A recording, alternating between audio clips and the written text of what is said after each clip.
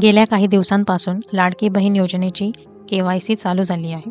बरेच जण प्रयत्न करतायत की KYC झाली पाहिजे, परंतु KYC करताना भरपूर प्रॉब्लेम येत आहेत। कोणाला OTP येत नाहीये, तर कोणाला आधार नंबर यादीत नाही असं दाखवलं जात आहे किंवा सर्व्हर बिझी दाखवतोय। त्यामुळे बऱ्याच महिलांच्या मनात भीती सुद्धा आहे की माझी KYC कधी होणार, मला पैसे मिळणार की नाही। तर यासाठी अदिती तटकरे यांनी एक सर्वांना दिलासा देणारी एक पोस्ट त्यांच्या X अकाउंटवरून पोस्ट केली आहे। तर त्या काय म्हणाल्या तर आपण पाहूया। मुख्यमंत्री माझी लाडकी बहीण योजनेची KYC करताना OTP बाबत काही तांत्रिक अडचणी येत असल्याची बाब निदर्शनास आली आहे।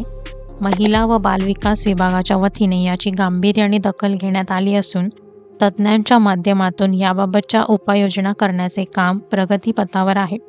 लवकरच ही तांत्रिक अडचण दूर होऊन KYC प्रक्रिया अधिक सुलभ व सुकर होणार याबाबत मी सर्व लाडक्या बहिणींना आश्वस्त करते।